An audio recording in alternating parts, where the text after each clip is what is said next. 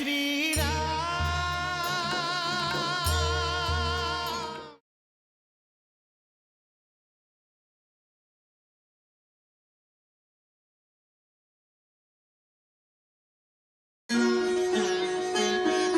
जय श्री राम,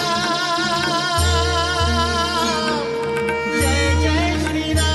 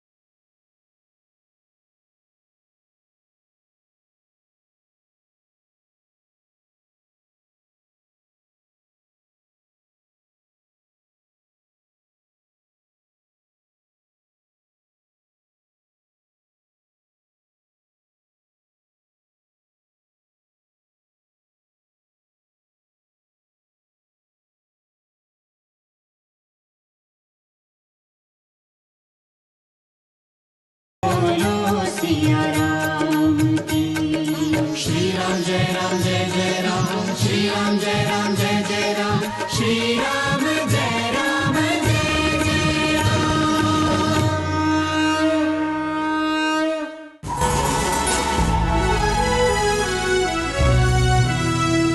जय जय श्री राम।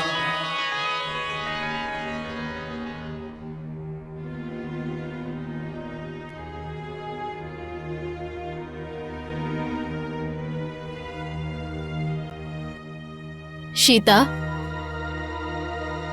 আমি তোমাদের 4 বোনকে একসাথে মিথিলা নিয়ে যেতে চাই। এটাই পরম্পরা, কারণ কন্যা নিজের প্রথম সন্তানকে। না মাতা, আমাকে এমন আজ্ঞা দেবেন না। আপনার কন্যা সীতাকে এই কর্মভূমিতে এক কঠিন পরীক্ষা দিতে হবে।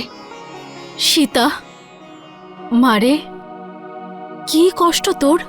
না মাতা, আমার কোনো দুঃখ, কোনো কষ্ট নেই। কিন্তু মা, আমাকে আর কষ্ট দিস না। তোর এই চোখের জল কার জন্য? মাতা, যদি আপনাকে কিছু জিজ্ঞেস করি তাহলে আমাকে কি তার উত্তর দেবেন? জিজ্ঞেস করে তো দেখ মা। এক রাজার সবচেয়ে অধিক প্রেম কাকে করা উচিত? সীতা, এ কেমন প্রশ্ন? আমার এই প্রশ্নেরই উত্তর চাই মাতা। কিন্তু তোমার প্রশ্নই তো সম্পূর্ণ নয় পুত্রী। আগে তুমি আমাকে এটা বলো যে তুমি এই প্রশ্ন কি উদ্দেশ্যে জিজ্ঞেস করছো? স্ত্রী আর প্রজাদের মধ্যে এক রাজার সবচেয়ে অধিক প্রেম কাকে করা উচিত মাতা? রাজধর্মকে নাকি তার নিজের স্ত্রীকে? সীতা, মা রে, তোমার এই প্রশ্ন আমাকে সংকোচে ফেলে দিয়েছে। এই প্রশ্নই আমার জীবন আর স্বামীর কর্তব্যের মধ্যে চলে এসেছে মা। আর আমি যতক্ষণ না এর উত্তর পাচ্ছি আমার মন শান্ত হবে না। সীতা, এই প্রশ্নের উত্তর পেতে গেলে তোমাকে ভগবান শিবের ধ্যান করতে হবে। উনি তো বিশ্বনাথ, কিন্তু না ওনার মাথায় রাজমুকুট আছে, না রাজবস্ত্রভূষণ, থাকার জন্য কোনো রাজপ্রাসাদও নেই ওনার। শিবজির মতন প্রত্যেক রাজাকে এতটাই সরল থাকা উচিত যাতে ওনার প্রজারা যখন চাইবে তখনই যেন দেখা পায়। কারণ রাজার কর্তব্য, প্রেম আর জীবনের প্রত্যেকটা রং নিজের প্রজাদের দিয়ে শুরু হয়ে প্রজাদের উপরই সমাপ্ত হয়। নিজের ব্যক্তিগত জীবন, স্ত্রী, পরিবার এই সবের মূল্য অনেকটাই কম থাকে।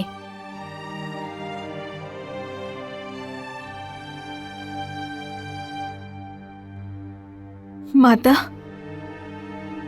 মিথিলা যাওয়ার আগে আমাকে শুধু এটুকু আশীর্বাদ করুন যে প্রত্যেকবারের মতো আপনার পুত্র যেন এবারেও সফল হয়, যেন তার স্ত্রী ধর্ম রক্ষা করতে পারে,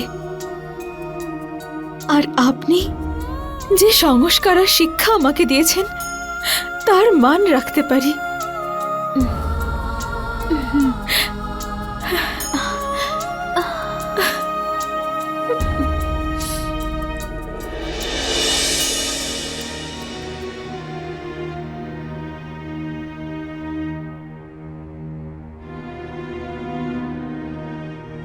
কন্যারা, আমি যাওয়ার আগে তোমাদেরকে কিছু বলতে চাই।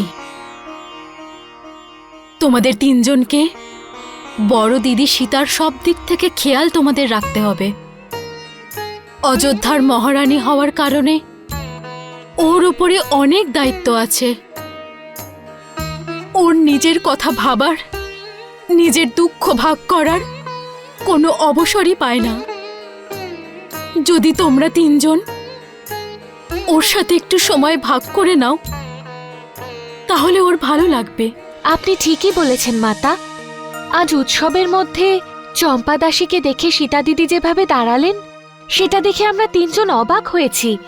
কন্যাদের শ্বশুরবাড়িতে মাতা পিতার কোনো প্রকারের হস্তক্ষেপ অনুচিত মানা হয়।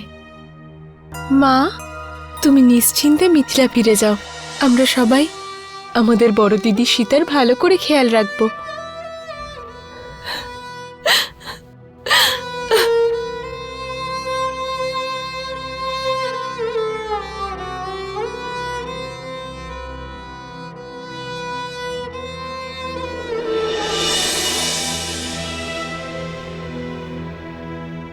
কি ব্যাপার? ক্ষমা করবেন মহারানী, মহারানী সীতা এখন দেখা করবেন না। দেবী উর্মিলা, এটাই মহারানীর আদেশ। ওনার এই আদেশ আমার জন্য নয়, ওনার সাথে দেখা করা জরুরি। যেতে দাও আমায়।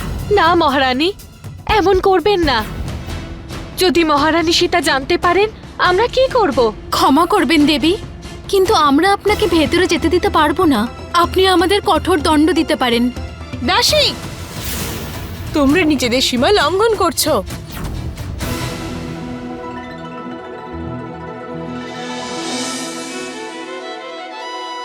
উর্মিলা, আমাকে এই মুহূর্তে একা থাকতে দে।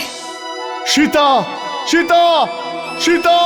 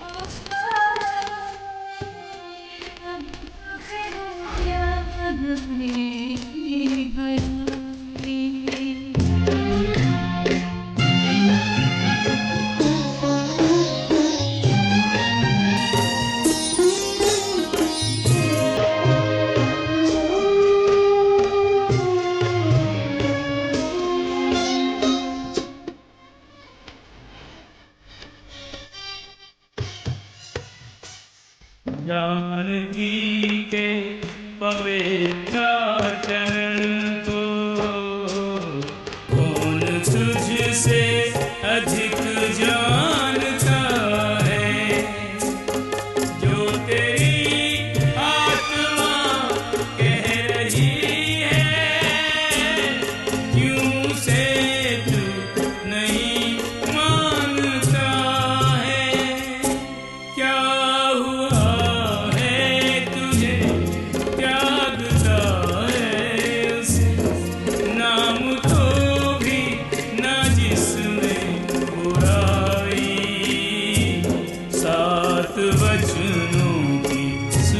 क्यों बुलाए।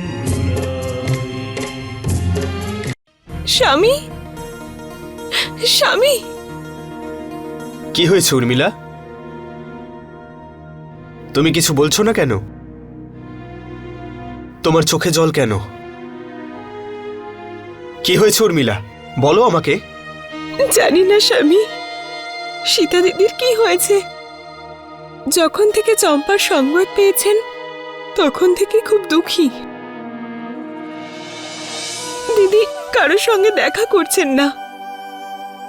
আমাকে দিদির কক্ষের দ্বার থেকে ফিরে আসতে হয়েছে। এই তো ওনার স্বাদ হলো। ওনার তো প্রসন্ন থাকা উচিত। উৎসবের মুহূর্তে এমন কি হলো? সেটাই তো আমিও বুঝতে পারছি না। আমার মনে হচ্ছে সীতা দিদির সাথে সাথে মহারাজ শ্রীরামও। না উর্মিলা, জ্যেষ্ঠ রাম তো এমন নয়। উনি কখনো দুঃখী হন না। উনি তো পুরো অযোধ্যার দুঃখ দূর করেন। ওনার কিসের দুঃখ হবে? সেটাই তো চিন্তার বিষয় স্বামী। আমি সীতা দিদিকে কখনো এই অবস্থায় দেখিনি। ওনার দ্বার তো সবসময় আমাদের জন্য খোলা থাকে, কিন্তু আজ প্রথমবার। শান্ত হও উর্মিলা, আমার সম্পূর্ণ বিশ্বাস আছে অযোধ্যার এই রাজভবনে জ্যেষ্ঠ বৌদি কখনো দুঃখী হবে না। আর যদি তবুও তোমার এমন মনে হয় উর্মিলা, তাহলে চলো আমরা এক্ষুনি দেখা করি।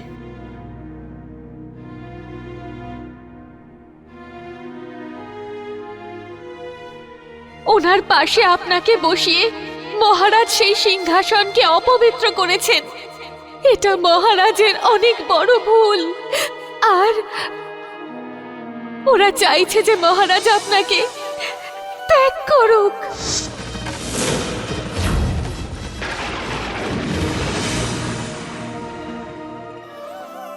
যার কারণে তোমার মনে এই অশান্তি উৎপন্ন হয়েছে তাকে ত্যাগ করে দাও।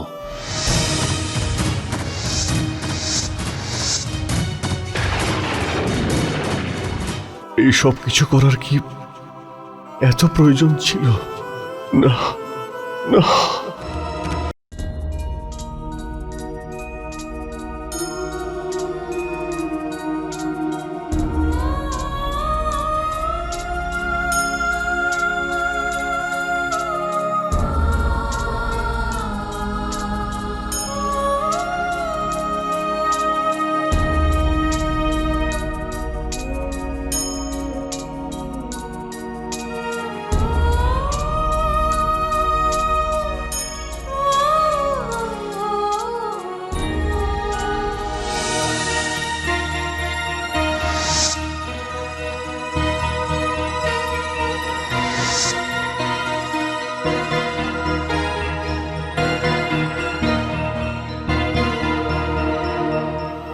মহারানী সীতা,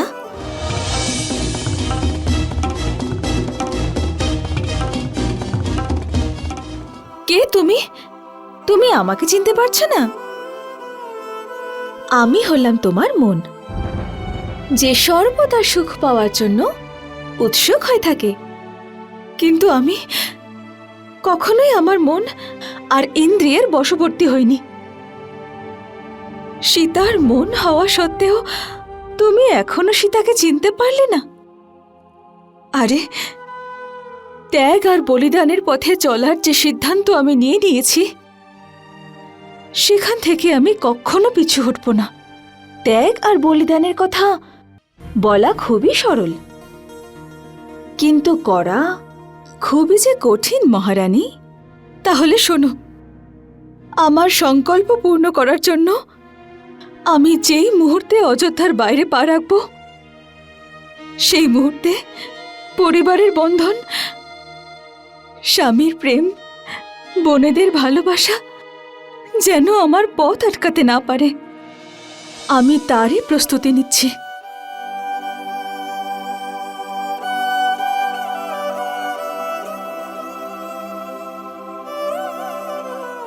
সীতার দৃঢ় সংকল্পের সেই মুহূর্ত এখন আর বেশি দূরে নেই। কি হয়েছে সীতা? কিছু তো অবশ্যই হয়েছে স্বামী, কিন্তু আশ্চর্যের ব্যাপার এটাই যে যে কথা সমগ্র সংসার বলছে, সমস্ত অযোধ্যা বলছে, সেটা জানা সত্ত্বেও আপনি আমাকে কিচ্ছু বলেননি। কেন? কেন?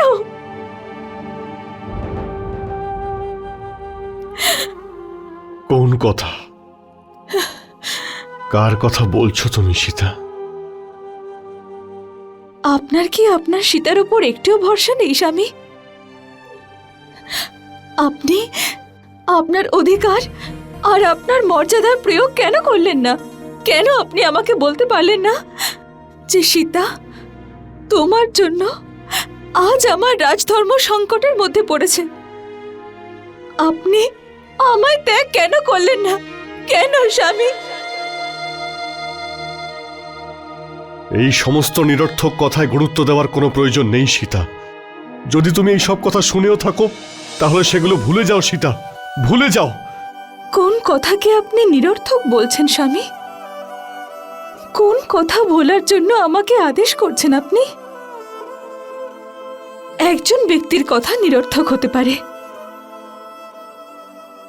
এমনকি দুজনেরও হতে পারে, কিন্তু একটা গোটা সমাজ, সমগ্র অযোধ্যার কথা তো নিরর্থক হতে পারে না। এই সমস্ত কথা আমি চাইলেও কি করে ভুলে যাব স্বামী? সীতা, ওদের কথা শোনার কোনো প্রয়োজন নেই। যেভাবে হাতের 5টা আঙুল সমান হয় না, সেই রকম প্রত্যেক ব্যক্তিও সমান হয় না সীতা। কয়েকজন নির্বুদ্ধিমান প্রজারা অহেতুক এইসব প্রশ্ন করছে। কিন্তু যদি আজ এই প্রশ্নের উত্তর আপনি না দেন, তাহলে সমাজ কালকে আপনার দিকে আঙুল তুলবে, ইতিহাস আপনাকে দোষী মানবে, আর সেটা আমি কিছুতেই মেনে নিতে পারবো না। কিন্তু আমার তাতে যায় আসে না সীতা। কিন্তু আমার আছে স্বামী, বর্তমান আর ভবিষ্যৎ। একটা মিথ্যের অন্ধকারে আপনার আদর্শের ঔজ্জ্বল্য দেখতে পাবে না, তার চিন্তা আছে আমার। যদি প্রয়োজন পড়ে তাহলে আমি আমার প্রাণ ত্যাগ করেও তাহার রক্ষা করব। না সীতা, না, তার প্রয়োজন কোনোদিনও হবে না, কোনোদিনও হবে না সীতা। কিছুদিন আগেও আপনি স্বয়ং ত্যাগ আর বলিদানকে অস্ত্র করে এক নতুন রাবণকে বিনাশ করার প্রতিশ্রুতি নিয়েছিলেন। এটাই তো সেই নতুন রাবণ যা এখন প্রজাদের মনের মধ্যে রয়েছে। আমাকে আশীর্বাদ করুন, আপনাকে দেওয়া আমার প্রতিশ্রুতি যেন পূর্ণ করতে পারি। সীতা,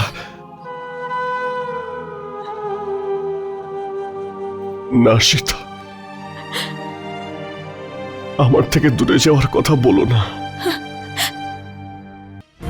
তুমি আমার থেকে দূরে যেও না সীতা।